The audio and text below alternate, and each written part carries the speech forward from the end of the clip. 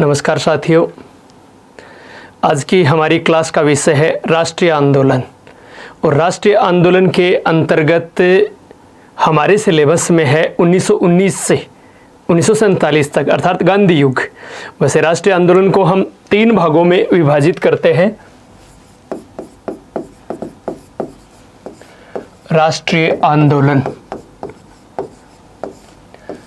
3 भागों में विभाजित करते हैं। तब पहला उदारवादी युग, कांग्रेस की स्थापना से लेकर 1885 से लेकर और 1905 तक का काल है, वो उदारवादी युग। फिर उग्रवादी युग है 1905 बंगाल विभाजन से लेकर 1905 से लेकर 1919 तक का काल है, वो उग्रवादी काल। और फिर तीसरा है गांधी युग 1919 से 1947 1919 से 1947। और हमारे सिलेबस में है ये गांधी युग। इन 2 की चर्चा हमें इसलिए नहीं करनी है कि ये हमारे सिलेबस में ही नहीं है। तो हमारे सिलेबस में शुरुआत यहाँ से होती है 1919 से 1947, तो हमें इस पर चर्चा करनी है। इस काल की घटनाओं की चर्चा करें उससे पहले हमें, चूंकि नाम ही है गांधी युग, इसका मतलब इस काल में मुख्य रूप से जो भी घटनाएं हैं वो गांधी जी द्वारा संपादित की जाती है। तो हमें पहले गांधी जी का जीवन परिचय। सामान्य तौर पर हम सभी को पता है कि गांधी जी का जन्म 2 अक्टूबर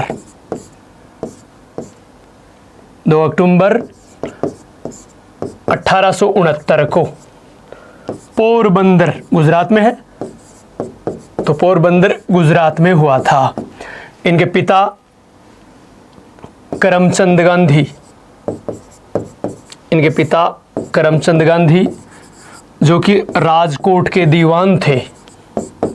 अच्छा, ये बता दूं, ये पहले पोरबंदर के दीवान थे, फिर राजकोट के भी दीवान थे, और एक जगह है वांकानेर,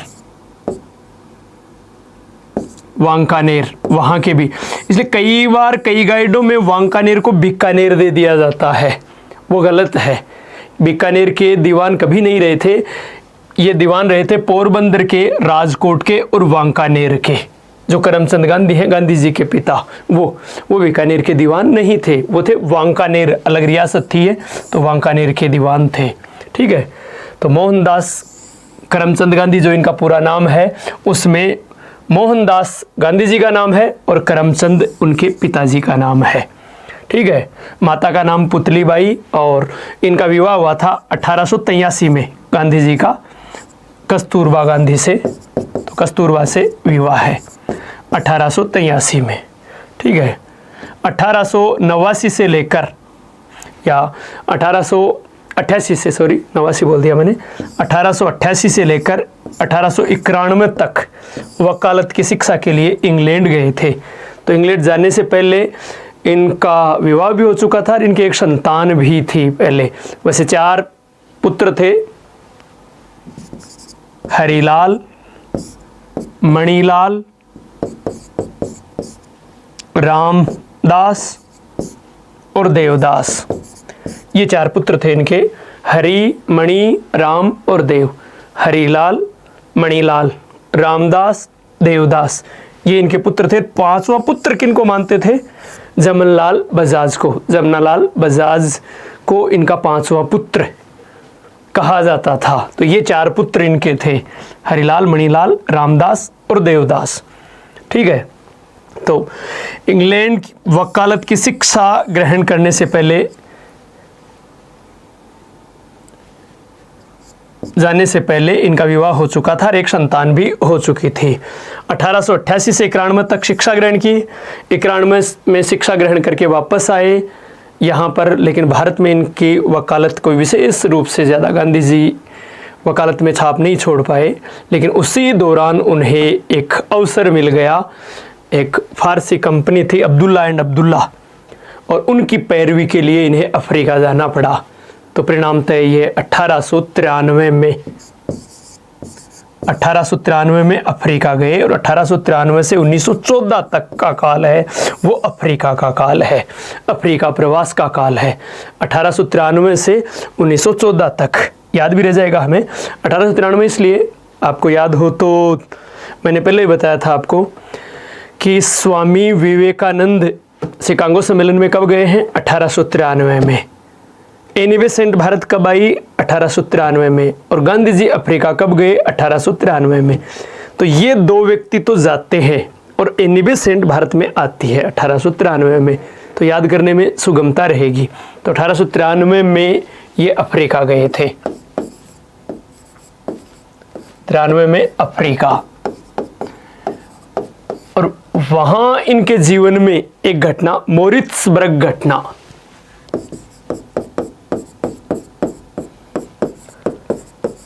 मोरित्सबर्ग घटना जिसने कि इनका जीवन ही बदल दिया, कार्यशैली बदल दी। ये एक बड़ी घटना थी। बड़ी घटना इस रूप में कि मोरित्सबर्ग नाम की जगह है, जब ये एक रेलवे में यात्रा कर रहे थे डरबन से प्रिटोरिया, डरबन से प्रिटोरिया की यात्रा कर रहे थे, तो बीच में ये जगह थी।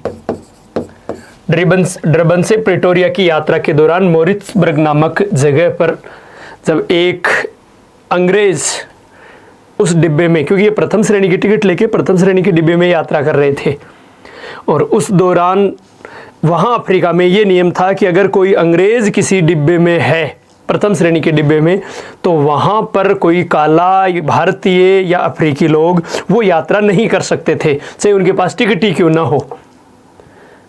तो परिणामतः जो ही वो गोरा व्यक्ति बैठा, इन्हें जबरन उस डिब्बे से उतार दिया गया इस स्थान पर, मोरित्सबर्ग नामक स्थान पर। और ये घटना इनके जीवन की, क्योंकि ये सोचने को मजबूर कर दिया कि देखो पक्षपात की भी हद होती है, और वो भी रंग के आधार पर, नस्ल के आधार पर।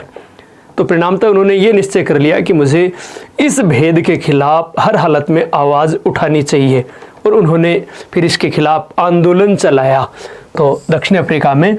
और वहाँ पर 1894 में इन्होंने 1894 में नेटाल कांग्रेस नाम से संस्था की स्थापना की। नेटाल कांग्रेस अफ्रीका में 1894 में, ठीक है। वहाँ पर एक अखबार भी इंडियन ओपिनियन अफ्रीका में चलाया। ये इंडियन ओपिनियन अफ्रीका में प्रारंभ किया इन्होंने। इंडियन ओपिनियन नामक अखबार भी चलाया। 4 भाषाओं में था ये, हिंदी, गुजराती, तमिल और अंग्रेजी। इन 4 भाषाओं में प्रकाशित था वहाँ से इंडियन ओपिनियन जो समाचार पत्र है अफ्रीका में। और वहाँ पर अपने कार्य को, अपने आंदोलनों को गति देने के लिए इन्होंने आश्रम भी स्थापित किए थे। 1904 में तो डरबन में फिनिक्स आश्रम, कई जगह 6 भी मिलता है, कई जगह 4 मिलता है, यहाँ पर 4 कर लेते हैं। 1904 में डरबन में फिनिक्स आश्रम की स्थापना की। और 1909 में जोहान्सबर्ग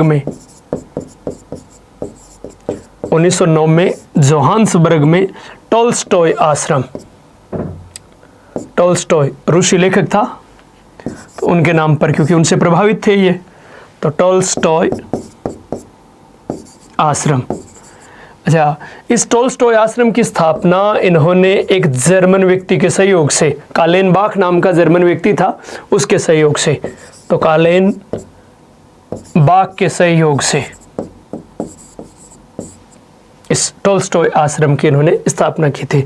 1909 में, ध्यान रखना, इन्होंने अपनी पुस्तक हिंद स्वराज्य की रचना की थी।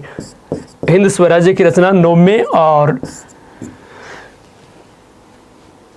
ये अफ्रीका प्रवास के दौरान ही इंग्लैंड गए थे, और इंग्लैंड से वापस आते समय जहाज में इन्होंने हिंद स्वराज्य, अपनी जो इनकी श्रेष्ठ पुस्तकों में से एक है, इस हिंद स्वराज्य पुस्तक की रचना की थी। इसलिए कई बार पूछ लेते हैं कि इसकी रचना कब की, 1909 में, इस वजह से कि इसकी रचना जहाज यात्रा के दौरान की है, इंग्लैंड यात्रा के दौरान।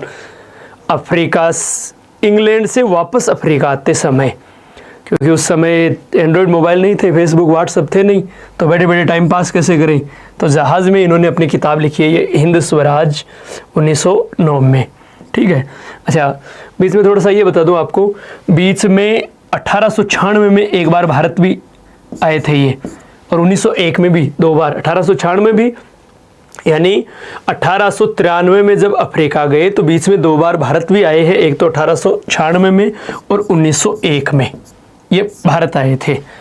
और 1901 में जब भारत आए थे तब कांग्रेस के कलकत्ता अधिवेशन में इन्होंने भाग लिया था, तो वो गांधी जी का कांग्रेस के किसी अधिवेशन में पहली बार भाग लेना था, जिसकी अध्यक्षता दिनसा एदलजी वात्सा ने की थी। आगे हम इसको लिख भी लेंगे। ठीक है, कलकत्ता अधिवेशन था और उस अधिवेशन में, कलकत्ता अधिवेशन में भाग लिया था उन्होंने, तो ये बात भी ध्यान रखना। गांधी जी ने सबसे पहले कांग्रेस का जो प्रथम अधिवेशन था जिसमें भाग लिया वो 1901 का कलकत्ता अधिवेशन था। सर्वप्रथम जिस अधिवेशन में भाग लिया वो 1901 का कलकत्ता अधिवेशन था, जिसकी अध्यक्षता दिनसा एदलजी वात्सा ने की थी। आगे फिर हम चर्चा करेंगे उसके संदर्भ में। ठीक है। और अफ्रीका से फिर अफ्रीका में सत्याग्रह करने के बाद, अच्छा इस दौरान ये भी ध्यान रखना, 1908 में ये अपने सत्याग्रह आंदोलन, अफ्रीका में सबसे पहले सत्याग्रह आंदोलन का प्रयोग किया है, और 1908 में जोहान्सबर्ग जेल में गए थे ये, जो इनकी प्रथम जेल यात्रा थी 1908 में। पहली बार जेल जोहान्सबर्ग जेल में गए थे 1908 में। ठीक है। 9 जनवरी 1915 को, 1914 को ही वहां से रवाना हो गए, लेकिन भारत वापस अफ्रीका से 9 जनवरी 1915 को लौटे। इसीलिए 9 जनवरी को प्रवासी भारतीय दिवस मनाया जाता है, इसी कारण। तो पूर्ण रूप से अफ्रीका से आ गए वापस 9 जनवरी 1915 को, और आने के बाद इन्होंने 1915 में ही साबरमती आश्रम, साबरमती नदी के किनारे अहमदाबाद में सत्याग्रह आश्रम या साबरमती आश्रम की स्थापना की, साबरमती आश्रम की स्थापना की, और पूरे भारत का भ्रमण किया अपने गुरु गोपाल कृष्ण गोखले की सलाह पर। तो इनके राजनीतिक गुरु थे गोपाल कृष्ण गोखले। गोपाल कृष्ण गोखले गांधी जी के राजनीतिक गुरु थे। ठीक है। एक बार थोड़ा सा संक्षेप में या चर्चा आगे बढ़ाए उससे पहले थोड़ा सा लिख लीजिए, क्योंकि अब भारत में जो भी आंदोलन चलाए उन पर चर्चा करने से पहले आप लिख लीजिए थोड़ा। सॉरी भाई,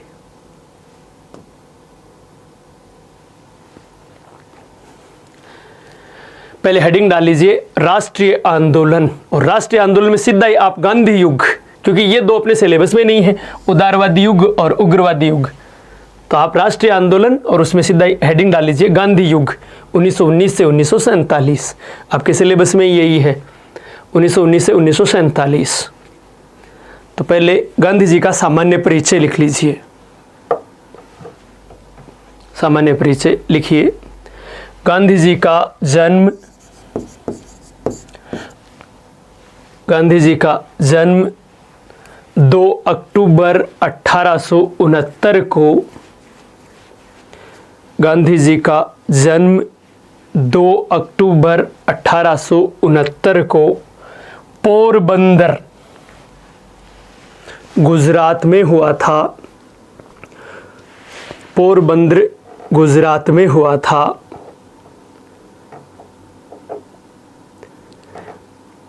इनके पिता करमचंद गांधी, इनके पिता करमचंद गांधी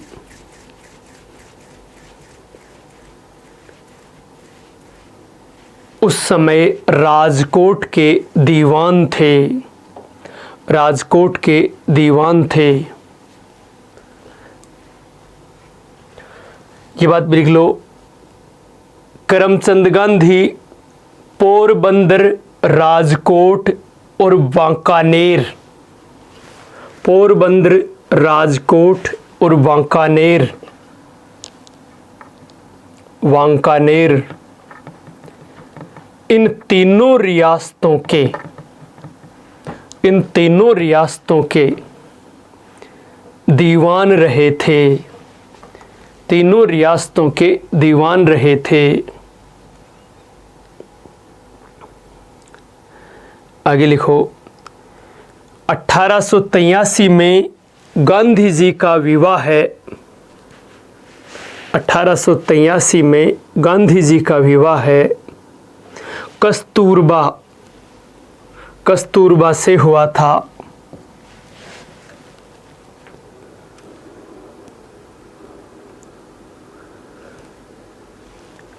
आगे 1888 से 91 तक, 1888 से 91 तक इंग्लैंड में वकालत की शिक्षा ग्रहण की थी। 1888 से 1891 तक इंग्लैंड में वकालत की शिक्षा ग्रहण की थी, वकालत की शिक्षा ग्रहण की थी। लिख लिया? आगे लिखो, गांधी जी के 4 पुत्र थे। गांधी जी के 4 पुत्र थे, 4 पुत्र थे।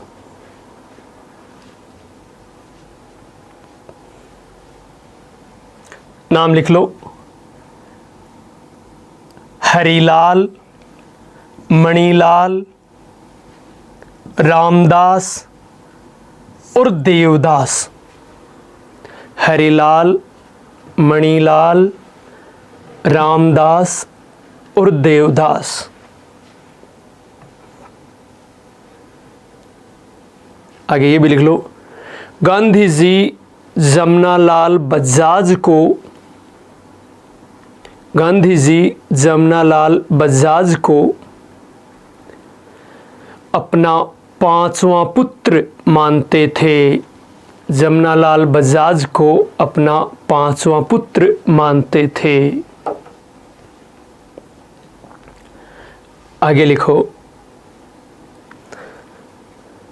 1893 में, 1893 में Abdullah and Abdullah company, Abdullah and Abdullah company की वकालत का कार्य देखने के लिए, अब्दुल्ला एंड अब्दुल्ला कंपनी के कानूनी कार्य या वकालत कार्य देखने के लिए अफ्रीका गए, अफ्रीका, दक्षिणी अफ्रीका गए। परिणामतः 1893 से 1914 तक, 1893 से 1914 तक दक्षिण अफ्रीका ही, 1914 तक दक्षिणी अफ्रीका ही उनकी गतिविधियों का, दक्षिणी अफ्रीका ही उनकी गतिविधियों का मुख्य केंद्र रहा। दक्षिणी अफ्रीका ही उनकी गतिविधियों का मुख्य केंद्र रहा। आगे लिखो, अफ्रीका में, अफ्रीका में मोरित्सबर्ग की घटना ने, मोरित्सबर्ग की घटना ने उन्हें व्यापक रूप से प्रभावित किया। मोरित्सबर्ग की घटना ने उन्हें व्यापक रूप से प्रभावित किया। अच्छा, इस एक नाम लिख लो, मोरित्सबर्ग घटना, मोरित्सबर्ग घटना, उसमें लिख लो, नाम लिख लिया होगा मोरित्सबर्ग घटना, उसमें लिख लो, जब गांधी जी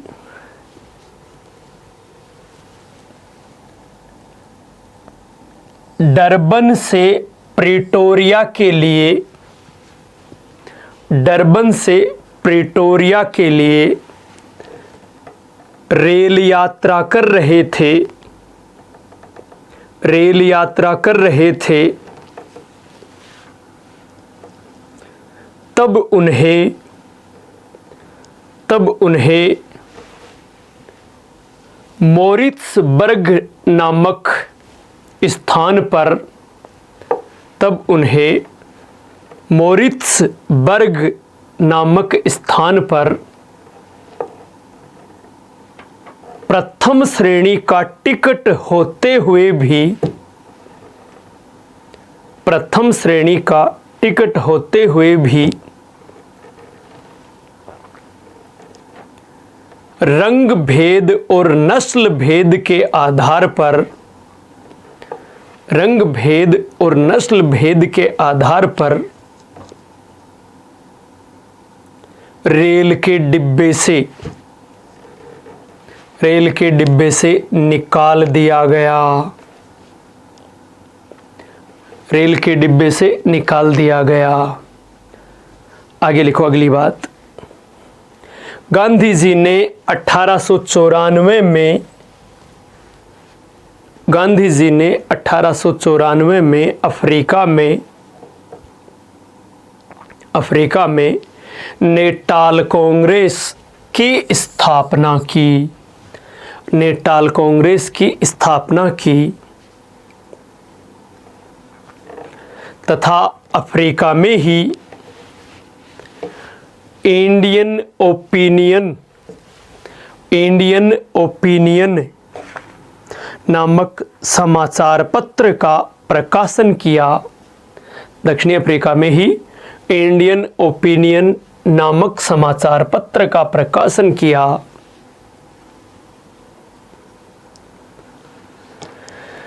गांधी जी ने इसका प्रकाशन,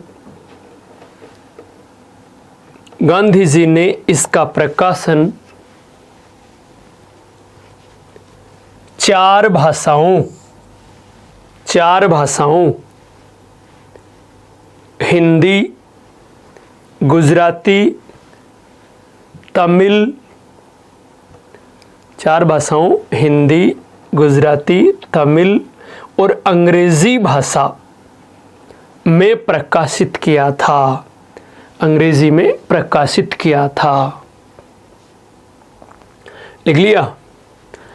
आगे लिखो। 1896 में और 1901 में गांधी जी, 1896 में और 1901 में गांधी जी कुछ समय के लिए अफ्रीका से भारत आए थे, अफ्रीका से भारत आए थे। लिख लिया? चलो, अधिवेशन में भाग लेने वाली बात हम बाद में लिखेंगे, ये बात आगे लिखो। गांधी जी ने 1904 में दक्षिणी अफ्रीका के डरबन में, 1904 में दक्षिणी अफ्रीका के डरबन में फिनिक्स आश्रम की स्थापना की थी, फिनिक्स आश्रम की स्थापना की थी।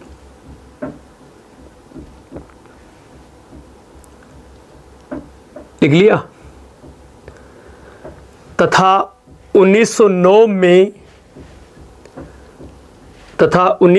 में दक्षिणी अफ्रीका के जोहान्सबर्ग में, दक्षिणी अफ्रीका के जोहान्सबर्ग में अपने जर्मन सहयोगी, जोहान्सबर्ग में अपने जर्मन सहयोगी कालेनबाख, जर्मन सहयोगी कालेनबाख के सहयोग से, कालेनबाख के सहयोग से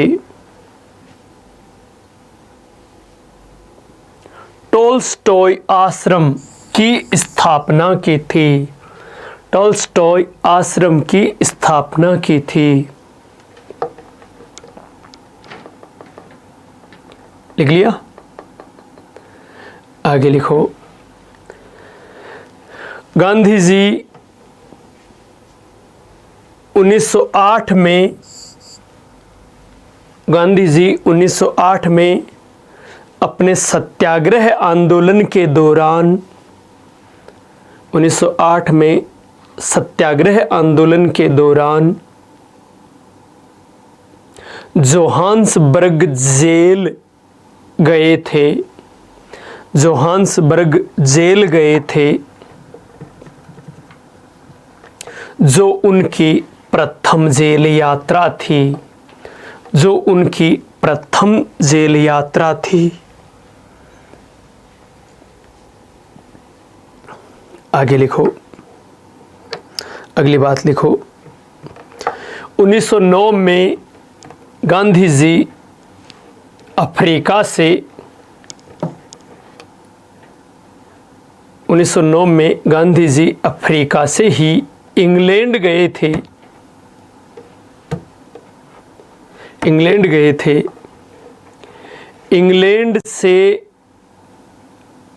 वापस, जल्दी तो नहीं बोल रहा हूं, इंग्लैंड से वापस अफ्रीका आते समय, इंग्लैंड से वापस अफ्रीका आते समय जहाज में ही 1909 में, जहाज में ही 1909 में गांधी जी ने अपनी पुस्तक हिंद स्वराज्य, अपनी पुस्तक हिंद स्वराज्य की रचना की थी। हिंद स्वराज्य की रचना की थी। लिख लिया? आगे लिखो। 9 जनवरी 1915 को, 9 जनवरी 1915 को गांधी जी अफ्रीका से भारत पहुंचे। अफ्रीका से भारत पहुंचे। अतः 9 जनवरी को, अतः 9 जनवरी को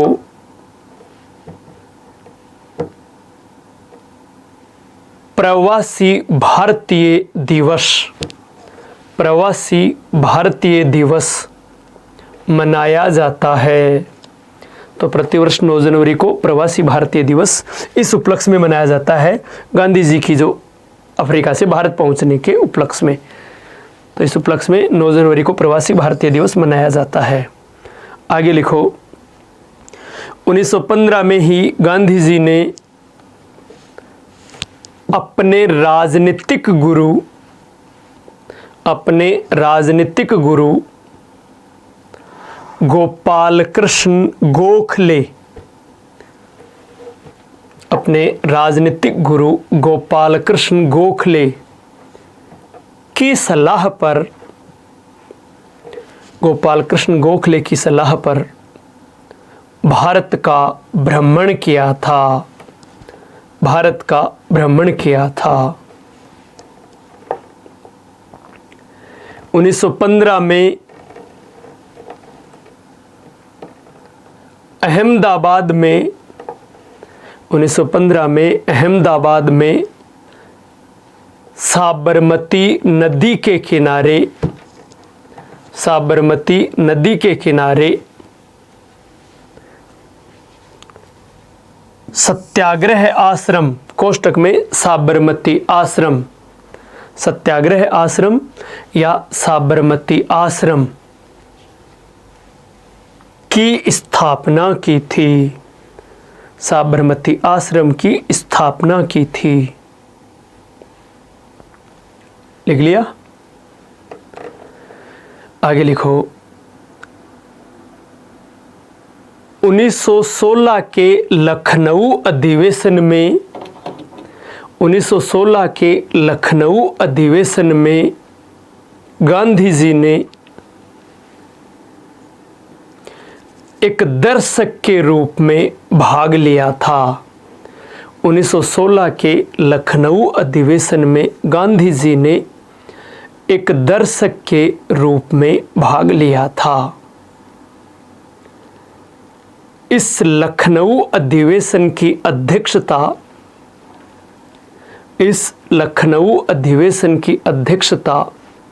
अंबिकाचरण मजूमदार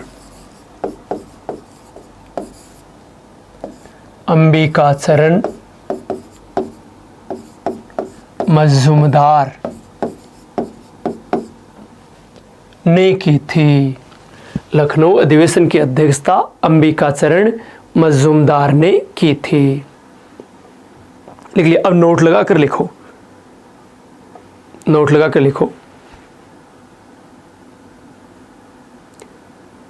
सर्वप्रथम गांधी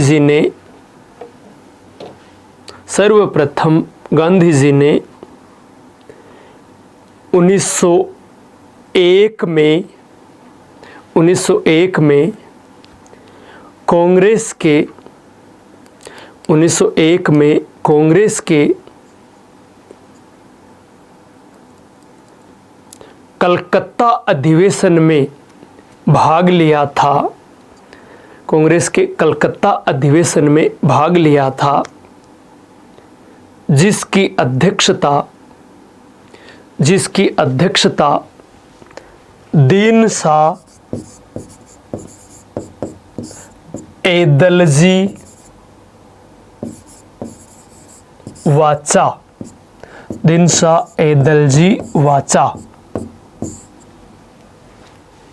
ने की थी।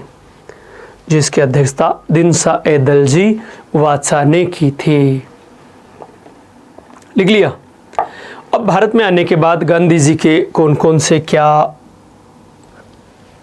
राजनीति में कौन कौन से आंदोलन रहे, तो उन आंदोलनों में सबसे पहला भारत में आने के बाद वो है चंपारण सत्याग्रह। भारत में आने के बाद सबसे पहला यही था 1917 में। बिहार में है चंपारण, और यहाँ क्या है, नील की खेती। चंपारण नील की खेती के लिए प्रसिद्ध था, और नील की खेती के लिए एक प्रथा 3 कटिया पद्धति कि किसानों को अपनी भूमि के 3/20 भाग पर नील की खेती करना उस समय अनिवार्य था। और नील की खेती से क्या है, भूमि बंजर हो जाती, और जो भूमि के मालिक थे जमींदार, वो अंग्रेज थे, तो अंग्रेज जमींदार किसानों को जबरन नील खेती के लिए प्रेरित करते थे या उनसे नील की खेती करवाते थे। अब नील की खेती भी करवा ली तो उनकी ज़मीन भी बंजर हो गई, और इसी दौरान जर्मनी ने रासायनिक नील का उत्पादन कर लिया, यानी रासायनिक नील बना ली।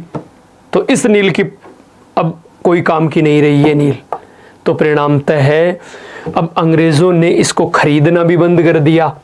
इसके बदले में मुआवजा मांगा जो किसान हैं उन्होंने, और इस नील की खेती से छुटकारा भी और मुआवजा, दोनों चीज़ें। तो परिणामतः इसको लेकर आंदोलन चल रहा था, और ये आंदोलन चला रहे थे राजकुमार शुक्ल और डॉक्टर राजेंद्र प्रसाद और आचार्य JB कृपलानी। तो राजकुमार शुक्ल उस दौरान लखनऊ अधिवेशन में आए थे और उनकी गांधी जी से भेंट हुई। राजकुमार शुक्ल को ये पता था कि गांधी जी इस प्रकार से अफ्रीका में सफल होकर आए हैं, उन्होंने इस प्रकार से सत्याग्रह किया था। तो उन्होंने भेंट की गांधी जी से और कहा कि साहब आप तो इस प्रकार से अफ्रीका में भी ऐसे वैसे जो भी करके आए हो, यहाँ भी कुछ।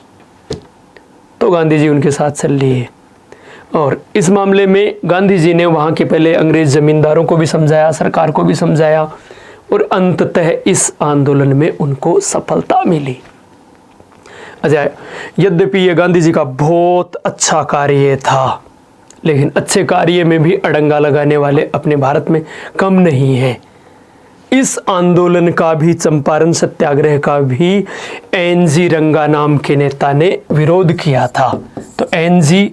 रंगा ने चंपारण सत्याग्रह का विरोध किया था, गांधी जी के हस्तक्षेप का विरोध किया था इस आंदोलन में, जबकि गांधी जी के हस्तक्षेप से ये सफल हुआ है, इसमें किसानों की जीत हुई थी। ये अपने आप में एक बड़ी बात थी। और तो गांधी जी का ये प्रथम सफल सत्याग्रह, इसकी सफलता पर ही रविंद्रनाथ टैगोर ने गांधी जी को महात्मा की उपाधि प्रदान की थी, इस आंदोलन की सफलता पर ही। तो आप इसमें पहले लिख लीजिए चंपारण सत्याग्रह, हेडिंग लिख लीजिए चंपारण सत्याग्रह, आगे 1917 लिखो, इसमें लिख लो हेडिंग चंपारण सत्याग्रह 1917 लिखो। बिहार के चंपारण में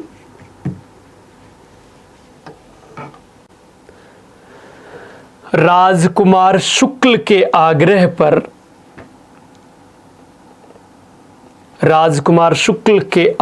पर गांधी जी ने राजकुमार शुक्ल के आग्रह पर गांधी जी ने नील किसानों के सत्याग्रह में भाग लिया। नील किसानों के सत्याग्रह में गांधी जी ने भाग लिया। इस आंदोलन में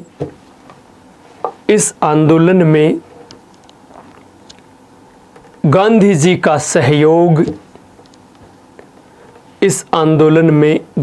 का सहयोग राजकुमार शुक्ल,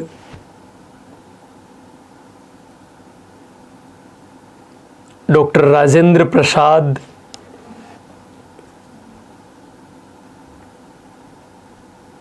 जे.बी. कृपलानी आदि नेताओं ने किया था।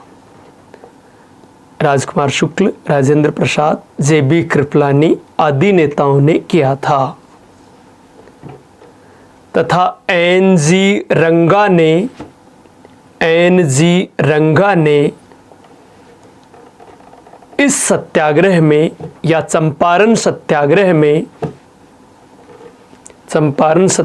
में गांधी जी के हस्तक्षेप का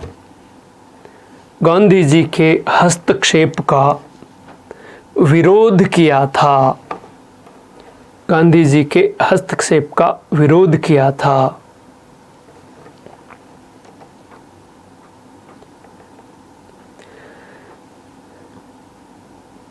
इस आंदोलन में गांधी जी के हस्तक्षेप के परिणाम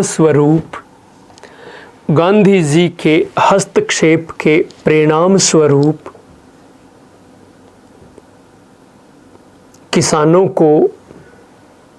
किसानों को नील की खेती की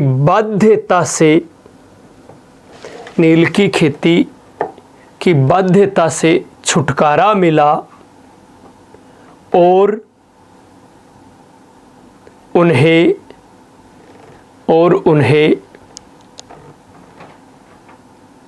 अंग्रेज जमींदारों द्वारा मुआवजा देना भी स्वीकार कर लिया गया।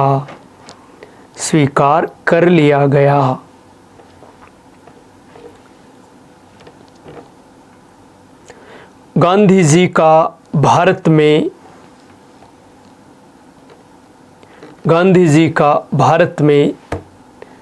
ये प्रथम सत्याग्रह था।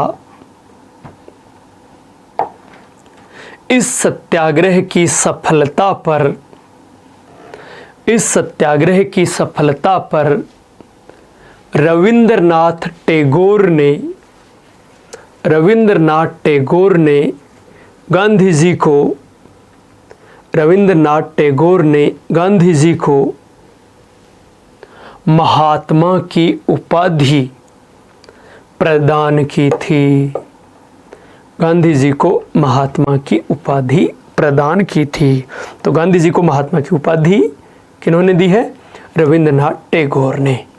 ठीक है, चलो अगला आंदोलन लिखो आप। अहमदाबाद मील मजदूर आंदोलन। अहमदाबाद मील मजदूर आंदोलन। आंदोलन 1918। अहमदाबाद मील मजदूर आंदोलन 1918। अब ये क्या था पहले सुन लो, हेडिंग तो लिख ली सही। अहमदाबाद मील मजदूर आंदोलन 1918 क्या है? वहाँ कपड़े की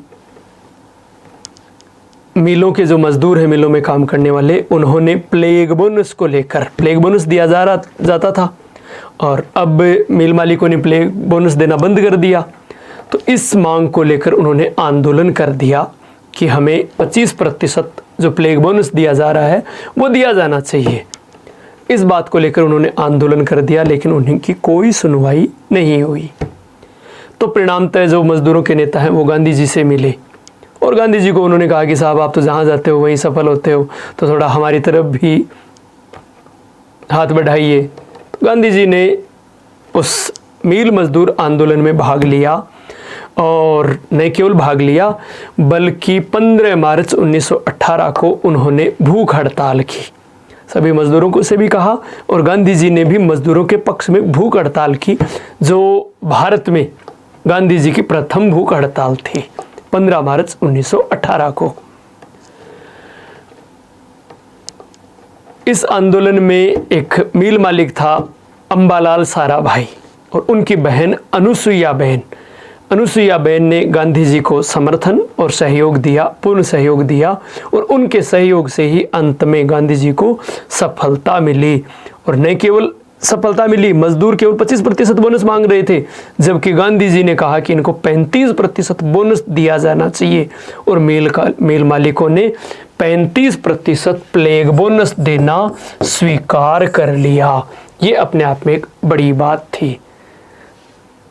तो आप लिख लीजिए अहमदाबाद, हेडिंग लिख लीजिए अहमदाबाद मील मजदूर आंदोलन। अहमदाबाद मील मजदूर आंदोलन और लिखिए इसमें, लिखो 1918 लिख लिया होगा। लिखो प्लेग बोनस की मांग, प्लेग बोनस की मांग को लेकर, प्लेग बोनस की मांग को लेकर अहमदाबाद के मील मजदूरों ने, अहमदाबाद के मील मजदूरों ने मील मालिकों के विरुद्ध, अहमदाबाद के मील मजदूरों ने मील मालिकों के विरुद्ध हड़ताल कर दी, हड़ताल कर दी। अपनी मांग को मजबूत करने के लिए, अपनी मांग को मजबूत करने के लिए मजदूरों ने गांधी जी को आमंत्रित किया, मजदूरों ने गांधी जी को आमंत्रित किया।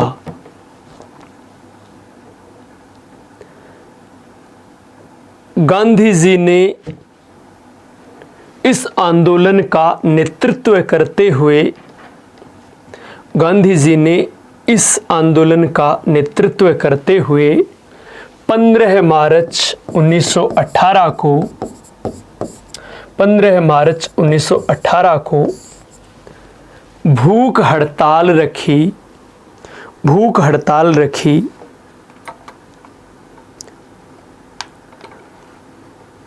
जो गांधी जी की भारत में, जो गांधी जी की भारत में प्रथम भूख हड़ताल थी, जो गांधी जी की भारत में प्रथम भूख हड़ताल थी।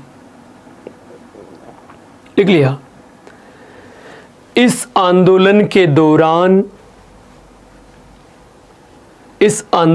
दौरान एक मिल मालिक अंबालाल साराभाई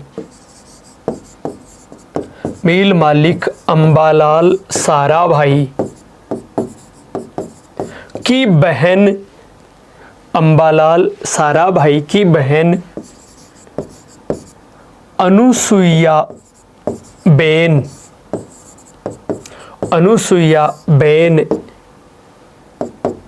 ने गांधी जी का सहयोग और समर्थन किया था।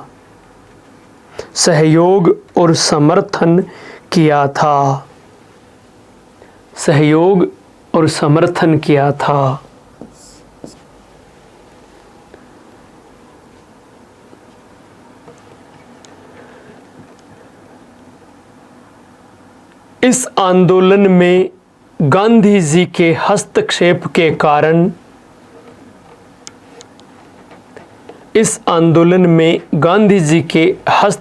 के कारण मजदूरों की विजय हुई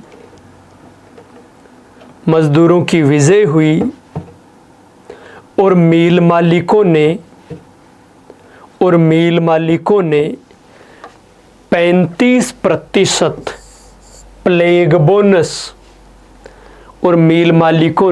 35% प्लेग बोनस देना स्वीकार किया। 35% प्लेग बोनस देना स्वीकार किया। लिख लिया। चलो आगे लिखो।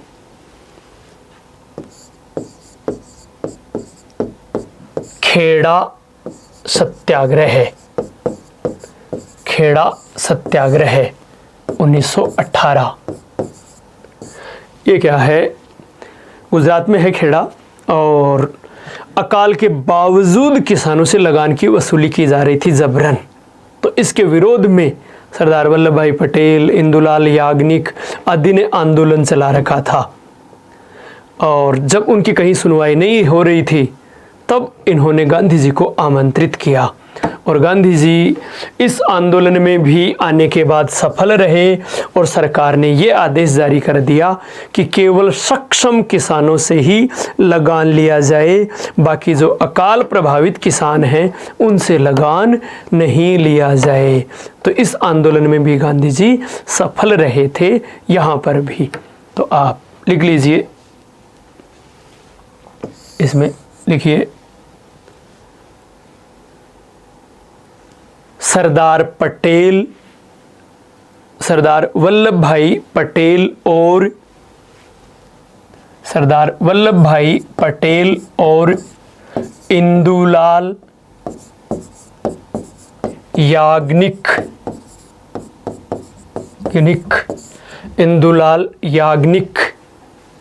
के आग्रह पर गांधी जी ने गुजरात के खेड़ा में चल रहे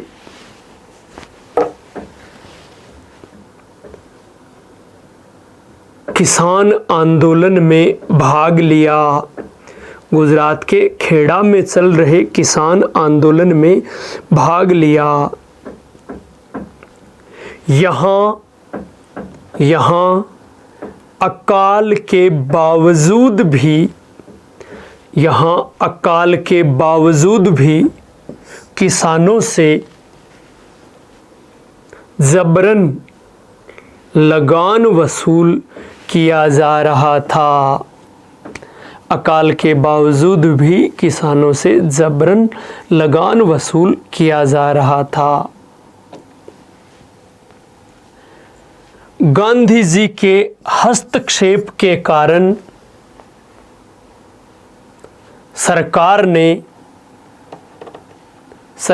सरकार ने अकाल प्रभावित किसानों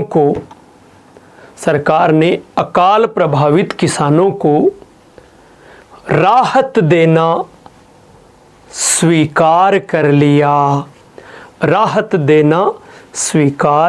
लिया। अच्छा, यहां तक जो बातें चल रही थी वो सरकार गांधी जी की बातें मान रही थी। तो ये सब सहयोगी के कदम, यहाँ तक गांधी जी अंग्रेज़ों के सहयोगी थे, और सहयोगी नहीं, इतने सहयोगी थे कि प्रथम विश्व युद्ध के दौरान तो उन्होंने अंग्रेज़ों का इतना सहयोग किया, भारतीयों को सेना में भर्ती होने के लिए प्रेरित किया कि उन्हें सेना में भर्ती करवाए जाने वाला सार्जेंट भी कहा जाने लगा। और अंग्रेज़ों ने इस उपलक्ष्य में कि प्रथम विश्व युद्ध के दौरान गांधी जी ने सेना में भर्ती होने के लिए भारतीयों को प्रेरित किया और अन्य प्रकार से भी सहयोग किया। परिणामतः है ब्रिटिश सरकार ने गांधी जी को जो केसरे हिंद की उपाधि प्रदान की थी।